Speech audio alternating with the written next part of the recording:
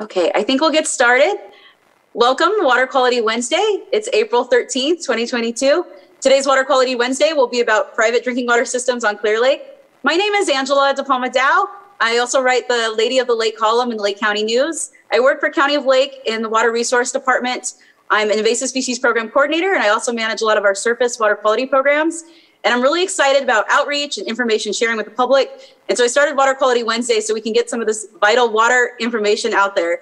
And I'm really excited that you guys attended today. So a few things we'll go through here. Introductions, I'll have a slide at the end where our speaker, introducing our speakers. We have a great team from Calwatch today. I'm really excited for the information they're going to be sharing from some research over the last year. Some Zoom webinar reminders. Just want to remind you guys that there will be a period at the end for question and answer. So we'll have a good 15, 20 minutes for some discussion after the presentation. There will be a Q&A chat box. So if you're on the Zoom webinar, there's a little chat box at the bottom. You can go ahead and put any questions or comments you have there, and we'll make sure to get to them by the end, at the end question answer session. And I really want to give a shout out to those helping us present today, Sam Houston, who is doing all the technological heavy lifting here, getting this information out right now live on YouTube at County of Lake, or County of Lake Facebook live streaming. It'll be up on the County of Lake YouTube channel later, and it's also streamed on PEG TV, Mediacom Channel 8. So thank you, Sam, for that.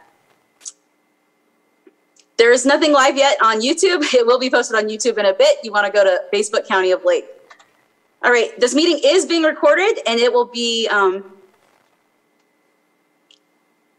available also on the Water Quality or Water Resource Department website. And again, we'll also share this on our County of Lake Facebook at Lake County Water, as long as also with all the other Water Quality Wednesdays that we have. And then very important, we want to know how we're doing and how we can improve and how best we can make Water Quality Wednesday work for you. And so we do have an evaluation, and we'll put this link into the chat at the end. So any of you guys that are on Zoom webinar can go ahead to that link and be able to write a review evaluation. Let us know what you liked, what you didn't like, what you'd like to see maybe on future Water Quality Wednesdays.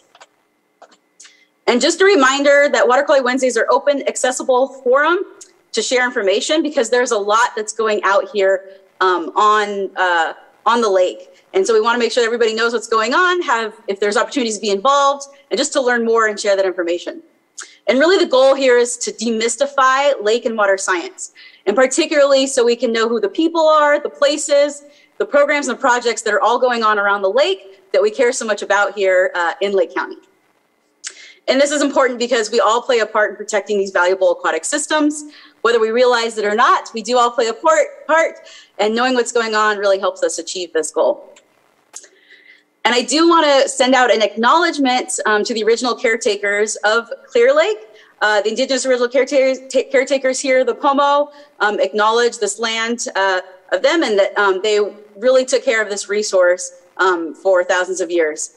And Clear Lake was known as Big Water, pronounced Habitin, Ahokata, and Pomo.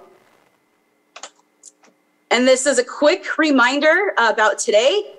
We're talking about private drinking water systems, so we are not talking about large public commercial drinking water systems.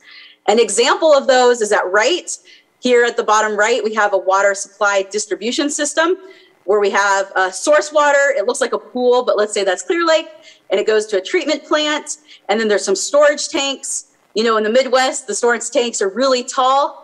We're lucky here in Lake County, we have elevation. We can put the storage tanks up on some hills, some mountains, and then the water is distributed to neighborhoods and large communities.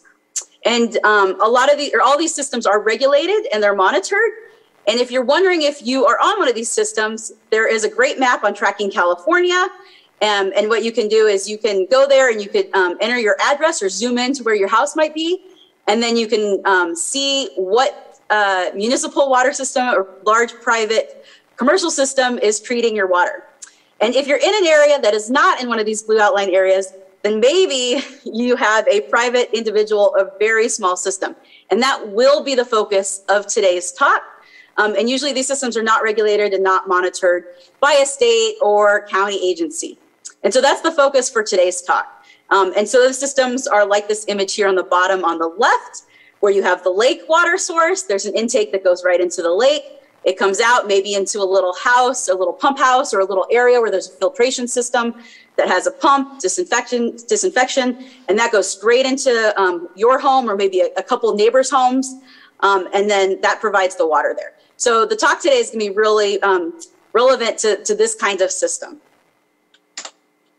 If you are interested in learning about larger public commercial drinking water systems, we had a whole Water Quality Wednesday about that too. And that was in September 1st, so that's available online. You can find it on our website really easy. If you go to Water Resources, there's a Clear Lake tab under the Cyanobacteria tab. This is kind of what the page looks like here. You scroll all the way to the bottom, and that is what pops up is you'll see the video link straight. It's embedded for the YouTube for this Water Quality Wednesday, where we talk about cyanotoxins and treatment systems for those large public treatment systems that you may be on. So just a reminder today as we're going through for this. Okay, I'm going to introduce your Calwatch team and some of your speakers today, and then they will take over the presentation and they will introduce themselves as they go through their presentation today. So from Tracking California, we have Susan Policonis, David Chang, and Isadora Nogueira. In Public Health Institute, we have Gina Solomon. From the California Water Board's Drinking Water Division, Amy Little. And then from Big Valley Band of Pomo Indians, Rancheria, Environmental EPA there, we have Sarah Ryan. So these are all the speakers for your Calwatch team today. We're really excited to have them on and share their information with us of all the information they've gathered from the past year. They are going to be working on this project this coming year. So they're going to be gathering more information, and maybe we'll have them back for another Water Quality Wednesday after their project is over in a year or so. So with that, I will stop my share and turn it over to Susan. I want to check in with my tech and make sure there's no issues on their end. I'm going to stop my video. Great. So we see Susan. She's going to share her screen. Awesome. That looks great, Susan. I'm going to turn it over to you. Great. Thank you so much, Angela. I think I can speak for our whole team, and our team is much larger, and we'll talk about some of the other folks, but then the folks that Angela just introduced. We are super excited to be here today. This is a presentation that we've been talking about giving since we originally got the funding to do this work. And so it's a big day for all of us. And thanks to everyone who's here listening in. So Angela just went through the introductions, and you'll hear more from each of us as we go along. It's my job this evening to talk, just sort of give the broad strokes picture of what this project is, what the problem with harmful algal blooms is at Clear Lake. I think a lot of the folks listening in are going to be familiar with that, but we'll just kind of talk about some background and then let some of the other team members get into some of the specifics. So Calwatch stands for California Water Assessment of Toxins for Community Health. It's a great acronym. We're all very attached to it. And it is a 5-year grant from the CDC with a number of different components and a number of different activities. And I'll talk about some of those in the next slides. But the main focus is really looking at self-supplied water systems. And so that's the term that we're using to describe water systems like Angela was just describing that are not part of the public water system, not something that you're paying a monthly bill for, but for residences that are drawing water themselves, either directly from the lake or from a well that's near the lake. And we'll be talking about harmful algal blooms as well, and the way that they impact drinking water, as well as the way that they impact life and health and all kinds of things around Clear Lake. So this project is a partnership between a whole bunch of folks, many of whom you'll hear from tonight. The team at Big Valley Band of Pomo Indians, Tracking California, my organization, which is a partnership between the Public Health Institute and the State Department of Public Health. We have team members from the Office of Environmental Health Hazard Assessment, and Amy, who you'll hear from the State Water Resources Control Board.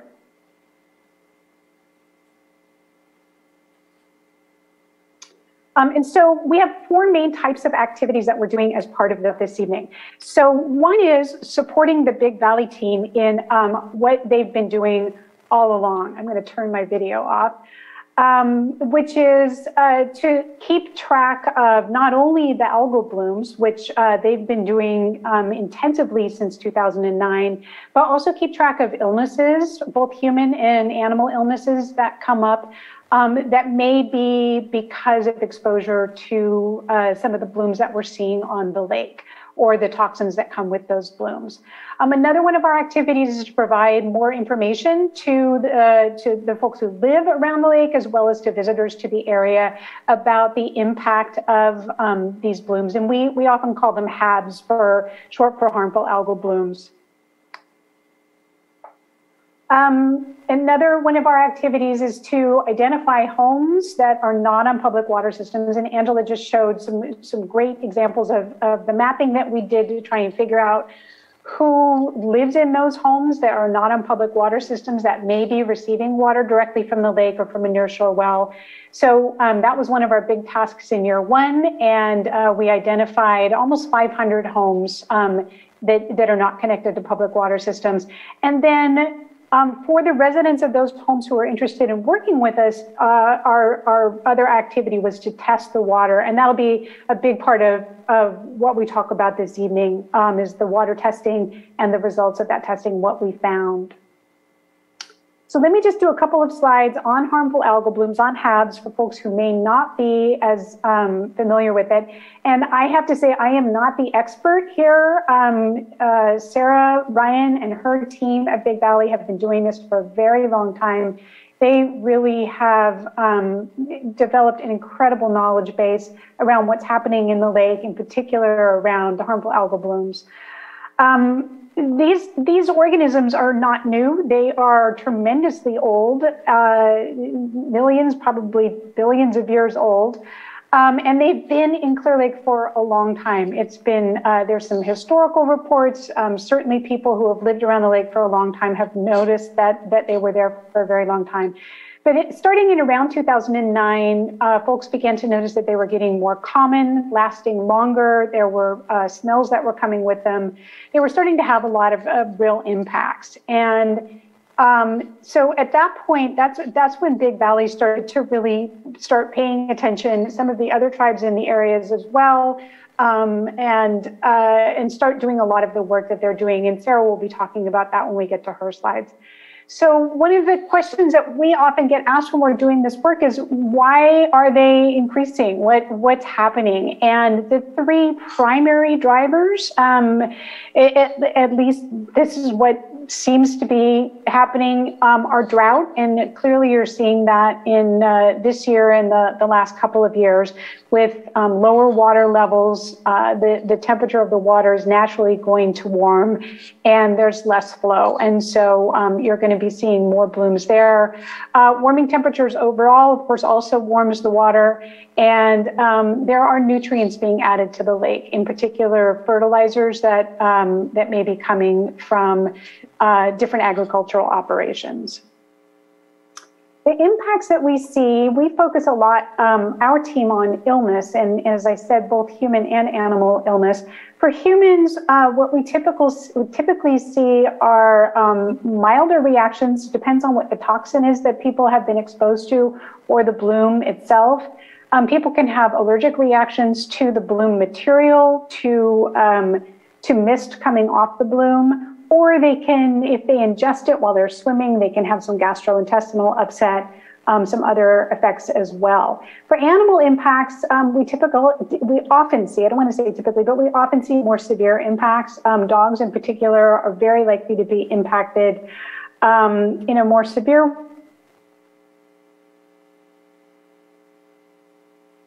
species of cyanobacteria they've been exposed to.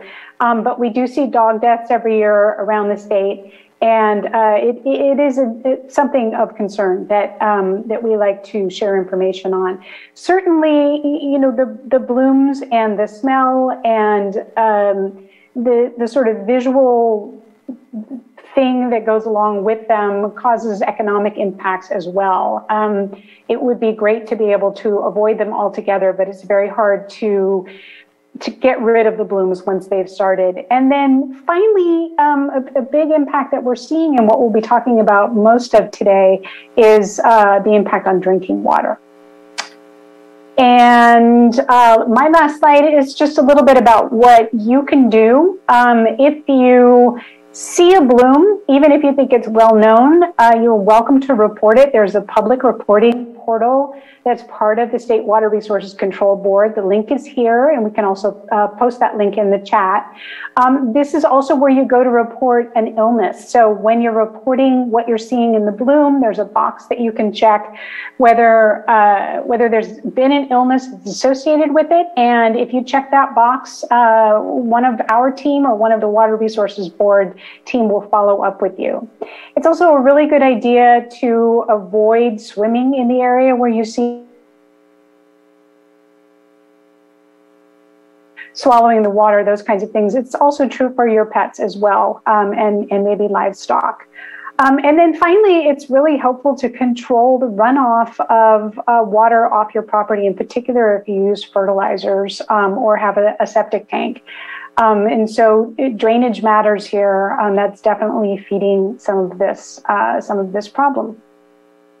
So I'm going to stop there and turn it over to David and Isadora to talk about a survey that we did as a part of the work at Calwatch. And I will go ahead and advance the slides for you, David and Isadora.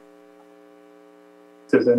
Hi, everybody. This is David Chang. I'm a project coordinator at Tracking California. And last summer, we conducted a survey around Clear Lake. It was a combination of paper surveys as well as an online survey. So we did a big push. We were collecting paper surveys at a farmer's market, also around the lake perimeter. We were at a local park. And then there was also a big push via radio and social media to try and get the word out about the survey. And the purpose of the survey was really to try to understand how people are using the lake, both residents and visitors, if they encounter HABs, what they do in those situations, and also to really try and understand how we could maybe potentially change information, get education out, inform people about signage and things like that, just trying to get an understanding of how people understand HABs and different signs that they see. So we got a total of 412 different responses. Majority of the responses were female. Roughly 60% were seniors, 55 years and older. Good news is that 94% of respondents were aware of HABs in Clear Lake. 64% of the respondents, they lived in Clear Lake full time. A big majority of folks had experienced a health issue related to HABs, and we'll talk about the symptoms a little bit later of what people are encountering. And then there was also close to 40% of respondents that had pets or livestock that reported symptoms potentially related to HABs as well.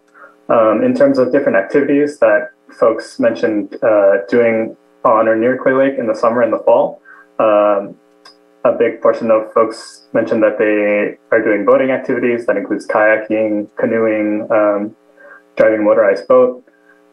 Less people swim or wade in the lake as well. And then we also wanted to know about different types of actions that people take if they learn about HABs. So most people keep their children away from the lake when they see scum, and also their pets. 40%, roughly 40% said that they would avoid all water contact, and 27% said that they go to a different part of the lake than planned, and 26% said that they avoid all water contact if the water looks really bad. Next slide. We also asked how activities had changed over time since due to HABs. A lot of folks, again, mentioned that they don't go into the water if there's any algae. People don't allow their pets or dogs go onto the beach, or they don't let their dogs swim in the lake. Some folks have mentioned fishing less and stop eating fish from the lake. They take extra measures to wash their hands and clean the fish really well. A lot of folks travel to other lakes. Those mentioned were Blue Lakes, Berryessa, Hidden Valley.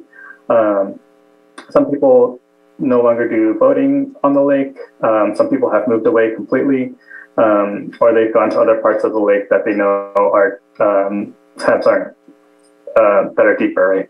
And also, I think some folks have mentioned no longer hosting gatherings, inviting people to their residences to visit as well. Next slide. Isadora, do you want to take this one? Yeah, thank you, David.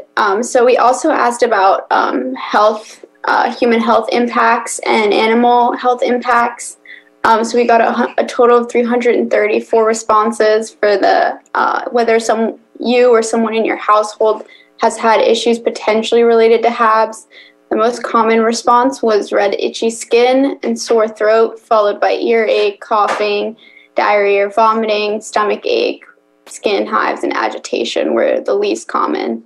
And then for their pets, the two by far most common symptoms potentially related to HABs were diarrhea and vomiting, followed by weakness, breathing difficulties, changing in behavior, etc. And there were a couple of deaths that were potentially reported as being potentially related to HABs in the lake.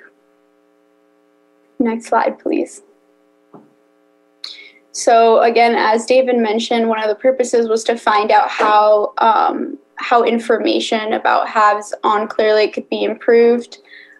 So we asked where people were getting their information from. So the most common way that people are finding out about HABs, according to the survey, is just through observation. Roughly more than half said that was their way of finding out about HABs, followed by advisory signs, word of mouth, the Big Valley website, and Lake County agency. We also asked how HABs could be improved, and over half of the people who responded said that it would be helpful to have public alerts on HABs.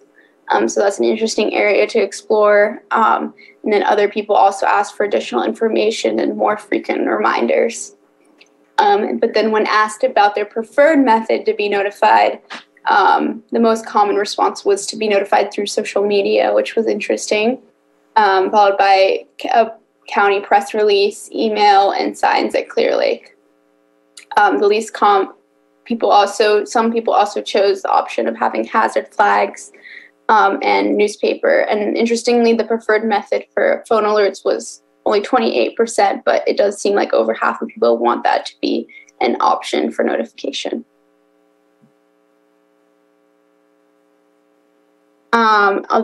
Although we got a good level of response to the survey, there are communities that weren't reached. For example, almost all of our surveys were in English, 336, 4 were in Spanish, 1 was in Mandarin, and 1 was done through audio. So we have, some room there to do outreach to foreign language speaking communities. And then we also, 98% of the people who responded eat less than meals from the lake, fish from the lake less than once a week or never.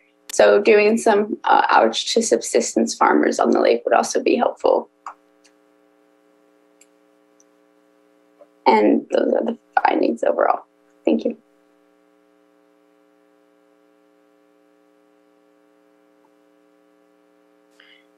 Hi, everyone.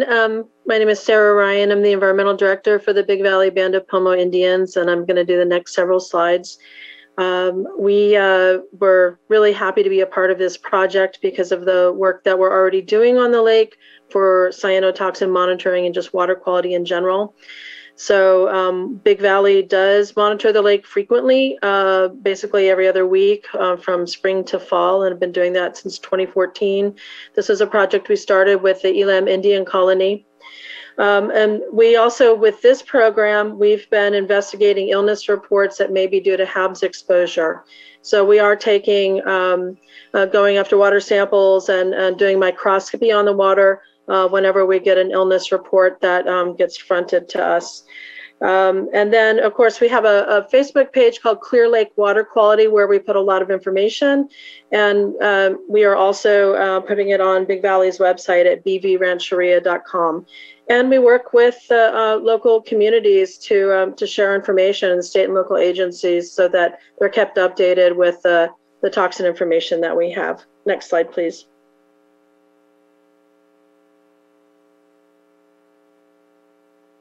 Okay, there you go. Thank you.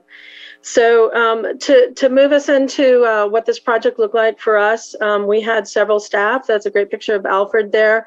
Those who are participants for our first year might have seen Alfred out there. We've also, since last summer, have had Alex Tyler. So both of them were out in the field and going to the homes and getting water samples. And we started to also accumulate quite a bit of information about all of our participants in terms of their treatment levels and the water quality in the area. And we wanted to collect information about these homes' water treatment so that we could better understand what the results meant in terms of treatment. Next slide, please. So as Susan mentioned at the beginning, this is a multi-year grant. The first year we focused on the intakes and wells, nearshore wells of Clear Lake. So we did quite a bit of, in terms of mapping and shoreline visits, identified, as Susan said, almost 500 homes that were not hooked to public water systems that were on the lake. So we did reach out to all these folks, sent questionnaires or sent postcards and mailings to them, and just reached out to them, did a lot of social media to have them participate. We then, over the course of a year, went by their homes and sampled for nitrates, coliform bacteria, herbicides, if there were herbicides used on the lake near their intakes or wells, and also cyanobacteria and cyanotoxins. We did cyanotoxins a couple of times over the summer, and so we're going to be talking a little bit about those results. Next slide, please. So here is a very busy table, and Amy is actually going to go into a little more detail about what this means with at her slides. But you can see the kind of distinct columns for bacteria and nitrates, and we've broken it down into the different types of treatment that people had in their homes. So for the intakes, those who had pipes directly into the lake, there were various types of treatment that they had, and we sampled at their tap after this treatment. So you can see that even if someone had chlorine, filter, and UV, there were 2 homes that we tested that had that. We did not have any bacteria detects or nitrates detects, but for those who had only chlorine and filter, 54% of them had coliform bacteria detects and 8% of them had E. coli detects. So there's the bacteria and nitrates results for both intakes and wells. And then you can see an herbicides column where we did test 11 homes for herbicides that were used on the lake. And there was a herbicide detect at one of those homes. So it's basically 17% had an herbicide in their tap water. And then the final columns are about cyanobacteria and cyanotoxins. Not only did we test for cyanotoxins, but we also looked under the microscope at their water for their tap water for cyanobacteria, and in many cases we are finding intact cyanobacteria, and this was after chlorination and filtration of various kinds. Even in a few cases, folks had an RO system. So you can see that there was quite a vulnerability for, especially for the intakes in the types of contaminants that we were testing for. Next slide, please. And because we also conduct, the tribe also conducts recreational monitoring, basically cyanotoxin monitoring on the shoreline and also in the interior of the lake and in a few locations with the participation of UC Davis and also County of Lake Water Resources with Angela. We're able to get water samples from the interior of the lake from them, and then we also have our shoreline monitoring. And we are seeing, just from our shoreline monitoring, quite a bit of cyanobacteria. On the right side, you can see what it looks like under the microscope, what that bloom was on the left. So 2021, we had quite a difficult year, as many of you know. And so because we had that information, it was able to also help us with the intake and drinking water testing that we were doing. So we were able to see water quality from both sides. Okay, next slide, please. And actually in 2021, if you look at this map of the lake, these are our most frequent sites that we go monitor are recreational monitoring. So this is not the drinking water monitoring, but the recreational, just shoreline monitoring. And you can see that in the Oaks and lower arms of Clear Lake that there were danger levels. The most frequent toxin level for microcystin, which is a liver toxin, was at the danger level according to the suggested action levels of the Office of Environmental Health Hazard Assessment. So when we started to see these types of issues, water quality issues, we did reach out to the county and said, you know, we have participants who have what we think are vulnerable systems, because we're already seeing E. coli and nitrates and coliform earlier in the season, and we're concerned with these really high toxin levels that we're seeing on the lake. And so, you know, we were having conversations about that, and there was some action that was taken. I'll go into that in just a moment. Next slide, please. As I mentioned, we were even seeing intact cyanobacteria in folks' tap water. So those are pictures right there of some of the microscopy we did of the tap water. And as I've kind of listed here, you know, we are seeing various genera of cyanobacteria. Different cyanobacteria can produce different types of toxins. They don't always produce toxins. You really don't know until you send it off for toxin analysis. So we did find out of the 36 homes that we tested in the summer that 20 had detectable microcystin, that's a liver toxin, in them, with 13 homes having toxin levels above the US EPA health advisory of 0.3 micrograms per liter. And we had one home that was an order of magnitude higher than the EPA health advisory. And of course, this last summer, we were seeing quite a bit, you know, extremely high toxin levels for microcystin, the highest that we've seen in our years of sampling. Next slide, please. So as I mentioned, we started reaching out to the county when we were seeing these high ambient levels in the lake. We already knew the vulnerabilities of our participants. The Health Services Department of the County of Lake responded with their acting or interim public health officer, and were able to do a public health advisory that encouraged people who lived in the lower and Oaks arms of Clear Lake, who are on these the self-supplied systems, to not drink the water coming to their homes, but instead to use alternate sources of water that were set up by 2 of the public water systems on the lake. So they had some taps that people could go fill up their drinking water. And this health advisory was in place for those homes from the middle of September to the middle of November, and then it ended after the lake conditions started to improve. Next slide, please. And I'd like to pass this on to Amy Little. Thank you. Great, thanks, Sarah. Good evening, everyone. My name is Amy Little, and I'm a water resource control engineer with the State Water Resources Control Board, Division of Drinking Water Safer Rural Solutions Unit. I'm grateful for this effort, and it's an enormous privilege to look at this comprehensive data set put together by this team. I bring the regulator perspective on what I see in the data shared. Let's start with some terms and definitions. There are regulated public water systems, which include systems that serve 25 or more people 60 days of the year. Approximately 44,000 people rely on those systems in Clear Lake. 17 public water systems draw from surface water and are required to follow the California surface water treatment rule.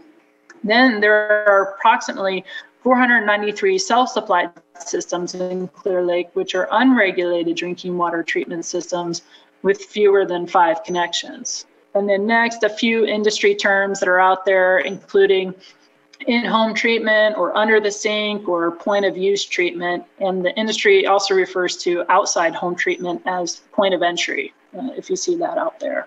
Next slide. A number of acute contaminants were sampled during this project, including bacteria, nitrate, and cyanotoxins. This table shows the public health threshold and recommended actions to take if they are detected in the case for bacteria or exceeded for chemical contaminants for a public water system. For example, if nitrate is greater than 10 milligrams per liter, it is recommended a water system take immediate action to notify customers to not drink or boil the water. And if there are multiple contaminants present from this table, use the more restrictive do not drink, do not boil action. Next slide. There's some caveats looking at this data. The results shared today represent a snapshot in time. It does not describe a comprehensive ongoing monitoring effort. And there are not any general treatment recommendations available for self-supplied systems at this time. And an absence of bacteria or contaminant does not imply that this is recommended treatment. Next slide. So what treatment is out there?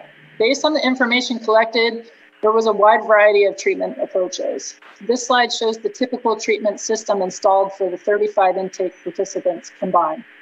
While sodium hypochlorite, or bleach, was not always before a filtration system, most of them were configured this way. 80% of the treatment systems had sodium hypochlorite injection, and 97% had some sort of filter in place.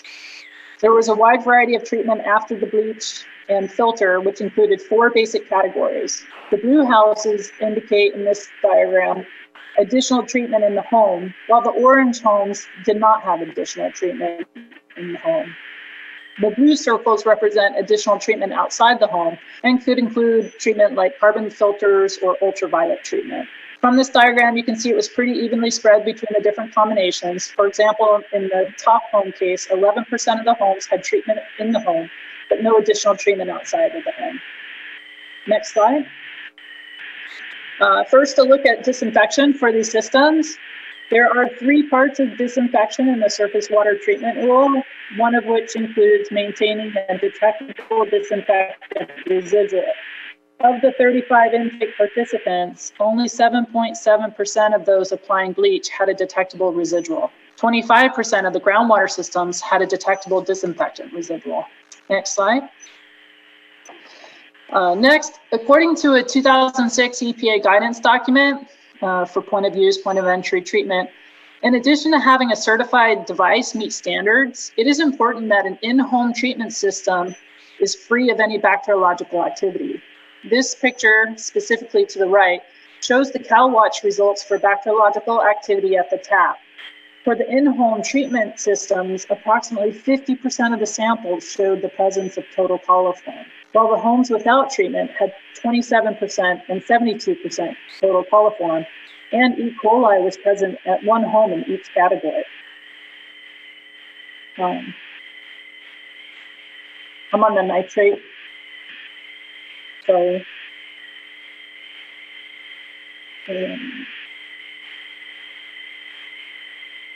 Keep going down after bacteriological.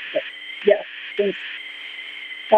There was a total of 53 nitrate samples collected, with 35 of them at the intakes and 18 of them at the wells. There were no nitrates detected at the intakes.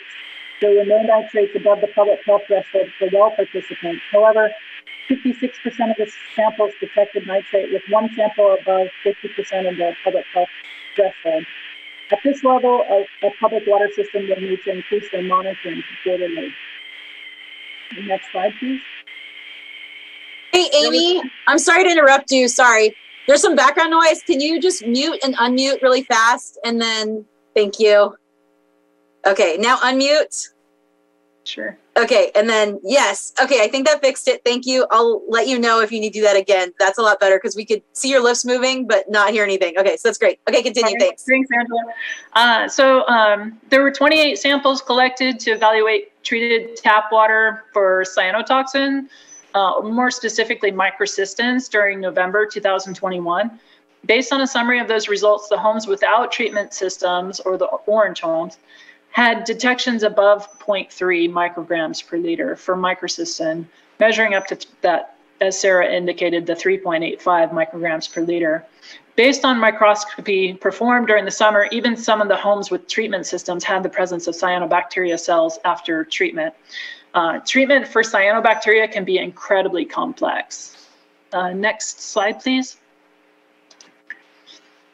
So what does treatment look like at a public water system? Well, this is just a brief glimpse of what treatment can look like.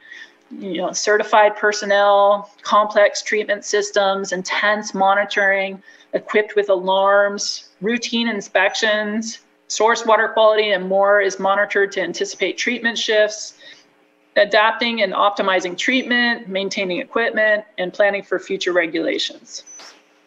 Next slide.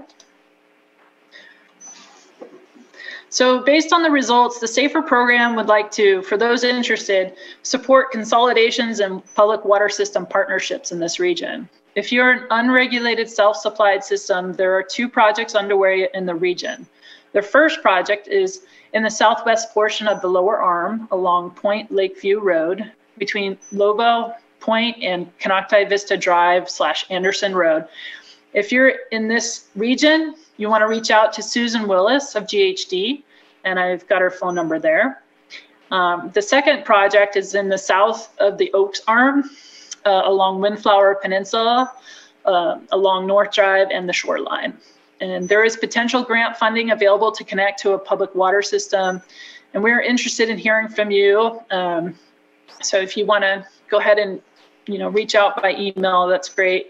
And then there's also another outreach tool, and it sounds like it's similar to the one that Angela had mentioned at the beginning of this presentation. And then next slide. We wanted to equip you with some resources. You want to be sure that the device you're using will meet your needs. You want to be sure that the device will reduce contaminants as stated on the packaging or advertisements. The goal of the State of California Water Treatment Device Registration Program is to ensure that devices sold in California have been independently evaluated and tested to reduce health-related contaminants as claimed by the packaging. Also, treatment system maintenance is really important, and Imperial County shares their experience, and we've included a link here. And I can drop that in the chat later. And then finally, if there are bacteriological issues, CDC guidelines are available at this link. And then I'll turn it back over to Susan.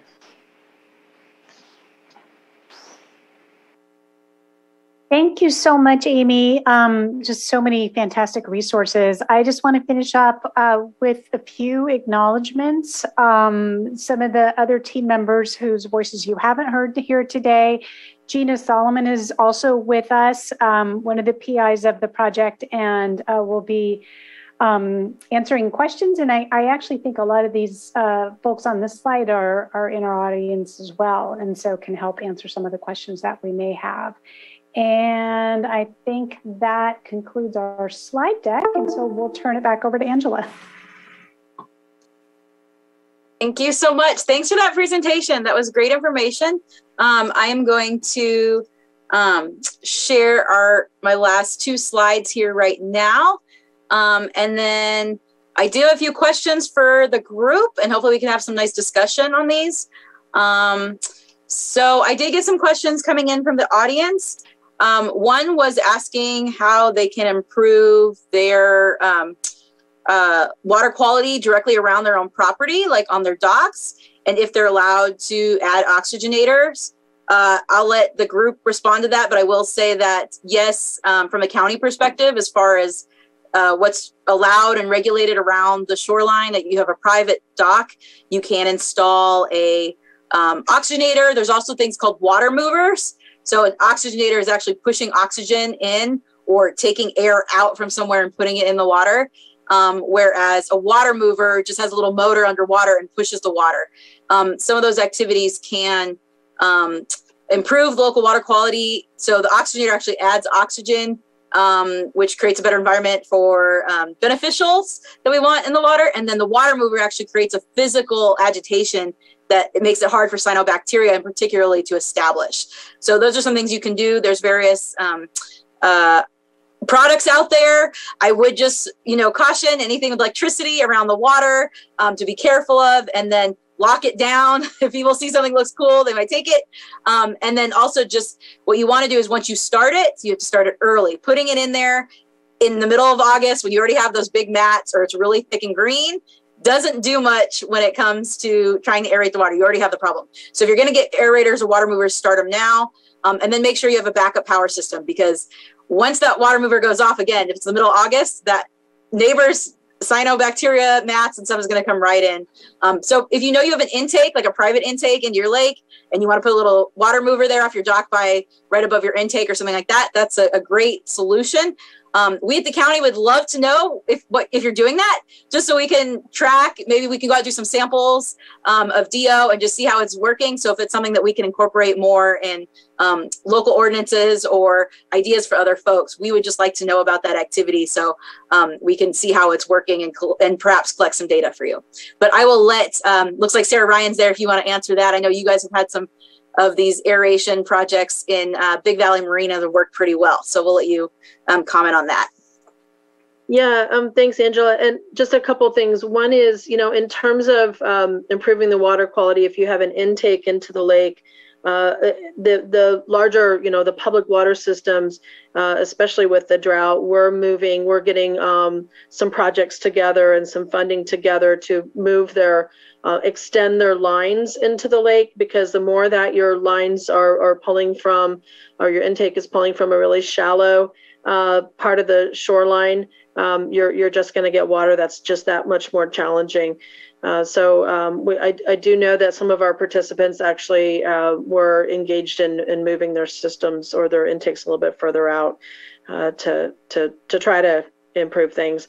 But yes, also just in terms of, access to the water for recreation or cultural activities or any of those things, we have been using aerators on Big Valley's shoreline for a number of years. We also do a lot of tule replanting and really try to have an active management of what's going on with the soils and just the shoreline. And the aeration does seem to be helping in terms of limiting the amount of blooms that we're having on our shoreline. Great, thank you. The other question was looking for a source online about that has like a list of basically some of your results. So you guys did sample a lot of potential contaminants, and if there's a place to see some of those results for what's there.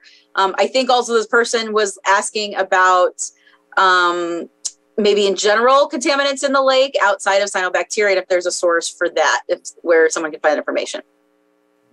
Angela, I had a quick follow-up with that. So we do have the fact sheet, but I think because I'm not the host, I can't put it in the chat. So I just wondered if there was a way that maybe one of the hosts could drop it in there. I don't want to take up too much time. The other thing folks can do is email us at that email address that we've put in. It's info@trackingcalifornia.org. And we can share the fact sheet and some other information as well. And, that question about just contaminants in the lake, one of the issues about lots of different entities doing water quality analysis is that those results can live in multiple locations. You can go to Big Valley's website, which is bvrancheria.com. I believe Alfred already put that in the chat. So bvrancheria.com/EPA, and it'll take you to a water quality dashboard, which has the data for Clear Lake and basically just all the different entities, whether it's USGS or irrigated agriculture or the tribes or I don't think County of Lake had any data at that point, but basically in the Department of Water Resources, the state, and it's data from the 1950s to 2015.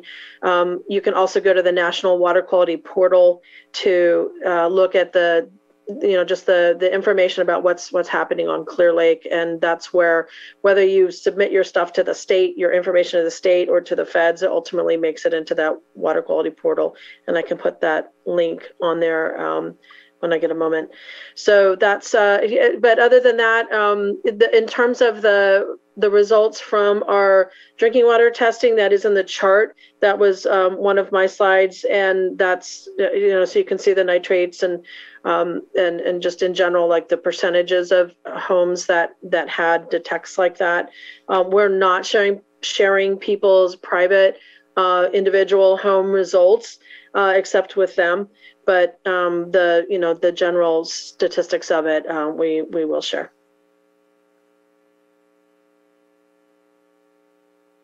Great, thanks. And Susan, you did mention a fact sheet. So we have that, and we will post it on our website, on our Cyanobacteria page. And we will also include the links where we can, where this presentation is posted for that.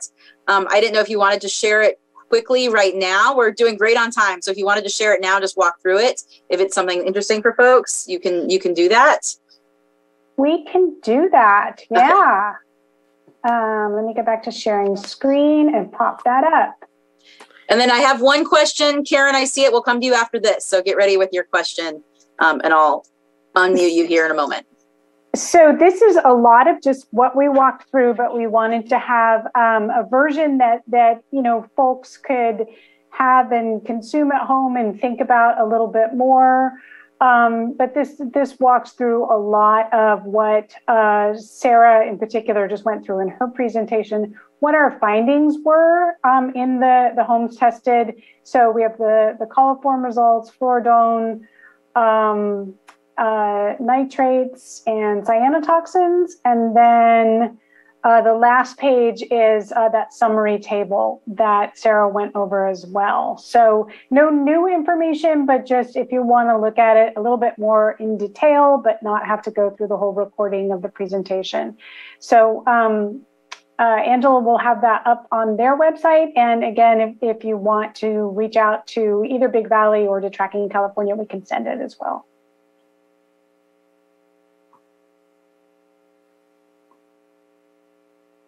Yeah, great for that, Susan, because I was looking, I can't share the file in our webinar here like I can in some Zooms. All right, so we do have a question from the audience. Karen, I'm going to allow you to ask your question. So go ahead and accept the unmute. There you go. Hi, this is Scott and Karen. How you doing? So anyway, we worked with Sarah a lot this past summer, and they were super helpful. Thanks for all your help. She spent a lot of time with us on the phone and was very patient with us. So between us and our neighbors, we're very concerned about all the results, but frustrated because there's no one we can find that can recommend what we should do to our system to make the water safe. So we would be happy to pay for any modifications to our system and have them tested afterwards. Not trying to make it a model home or something, but just trying to see what we can do to help everyone out. There's 500 and some odd homes that are in roughly the same predicament as us. We all know the water's bad. So if we could find out what the recommendations are, whether we need to put the chlorine after our filtration system and then put a UV light after that, or whatever we need to do, we're happy to do it and participate in getting official samples, so it's not just us telling people how it's working out, and help everyone on the lake improve the safety of their homes. But it's frustrating right now for us and our neighbors because we all know it's bad. We're being told it's bad, that it's worse than we thought it was. But what do we do?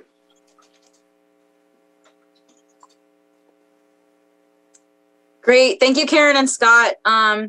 Is there any suggestions from the panelists about what people can do for their current drinking water, private individual drinking water systems? This is Amy. I would really encourage you to look to see if you're near other homes and could possibly form either centralized treatment and really with a public water system nearby. Hopefully that's an available option to you based on the level of this source water and the intense monitoring and required to adequately treat this surface water, it is definitely recommended to go down that path. Apart from that, in the meantime, would love to see a professional do a case-by-case evaluation to get between the long-term solution and the short-term solution to really optimize your treatment and encourage folks to do some monitoring.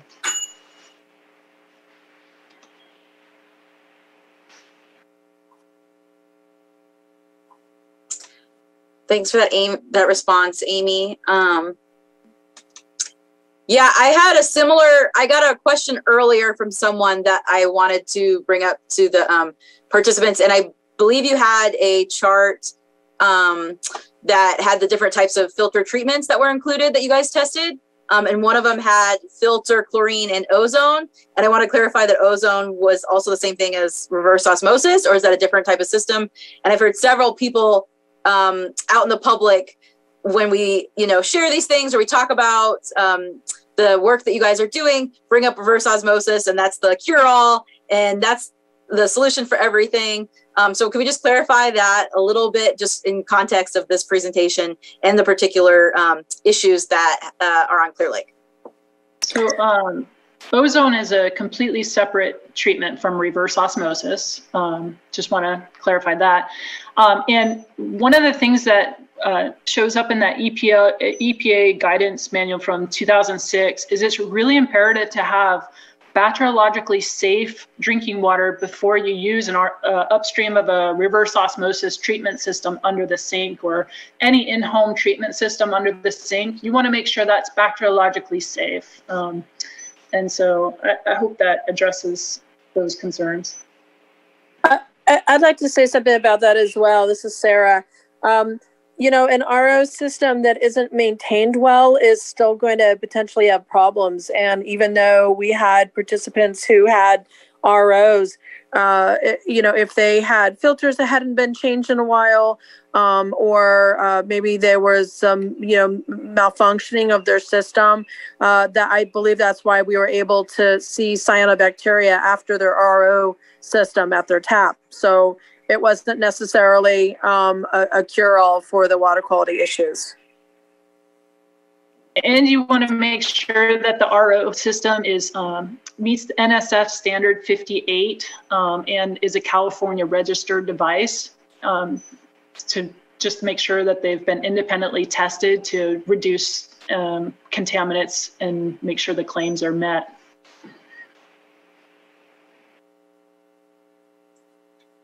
Okay, thank you so much. I have one more quick question, unless I don't see anything else in the chat or from the attendees raising hands. So I have one more question for the group, and then I just wanted to remind everybody that we do have evaluation link feedback for this presentation. And also, if there's anything you'd like to see in future Water Quality Wednesdays, I put that in the chat. I'll try to put it in another location, maybe in the YouTube comment section. And so I have a quick question for the group, because Amy, I saw you had a quick slide that talked about the terminology, and you called these systems self-supplied. And one thing we struggled with developing, outreach to the public for cyanobacteria was getting the terminology, the vernacular correct about it's cyanobacteria, not algae, not slime. So everybody knows what we're talking about. And I'm wondering if that's something that this group can do, because I've had trouble, I wrote a column last Sunday in Lady of the Lake, Lake County News, but I had trouble expressing exactly what these systems are called. I said small, private, individual. They've also been called very small, self-supplied, and direct. So I'm just wondering if the group has what's a term we definitely want to call these, that we can refer to them all the time from now on, so it's clear what they are and distinguishing them from the big public system. So this will be my last question comment before we adjourn today. But I'd like to hear your thoughts on that, group. Yeah. So this is Amy. We've been going with self-supplied systems, and that's fairly recent, and that's to encompass both domestic wells and the unregulated systems, those that are below 5 connections, and that includes individual intakes too. I will just add, this is Susan, that as soon as Amy introduced our team to this term, we all adopted it immediately, because it's so specific and exact and does a better job of describing what we're working with. So we really appreciate that. And does it seem like the folks you're working with and the public understand that term and are utilizing that term, and it makes sense and they can distinguish what type of system it is? Or is that something that if we all use that term now and go forward and adopt it across the board, that seems like that'll catch on, be easier to catch on? I expect we'll be seeing when state resources are communicated, we will be using that term self-supplied systems, and time will tell whether or not it fits appropriately or not. Great. So thank you so much. I appreciate everything from the speakers today. I have some of their contact information up on the screen right now. We are at 7 o'clock, so we are adjourning. I did just want to, again, acknowledge thanks to the county staff, Sam Houston and Matthew Rothstein, for staying late again on Wednesday to help us put this together and host it. I apologize for some of the background noise earlier. Seems like we figured out a way to solve that. We also have some Water Quality Wednesdays coming up. We don't have dates set, but we will have something from Vector Control here on Clear Lake, as well as US EPA. Those are both things that are in the docket to talk about mercury information. So those are coming up in the next few months. Again, if you want anything specific to be talked about in Water Quality Wednesday, please fill out the evaluation link that I put in the chat. You can also call us at Water Resources, 707-263-2344. You can message us directly through Facebook at Lake County Water, and we'll be able to fit that in with our Water Quality Wednesday. Thanks again so much for all the speakers. The Calwatch Project is great. We really appreciated hearing from it today. And thank you guys, and I hope everybody has a great night.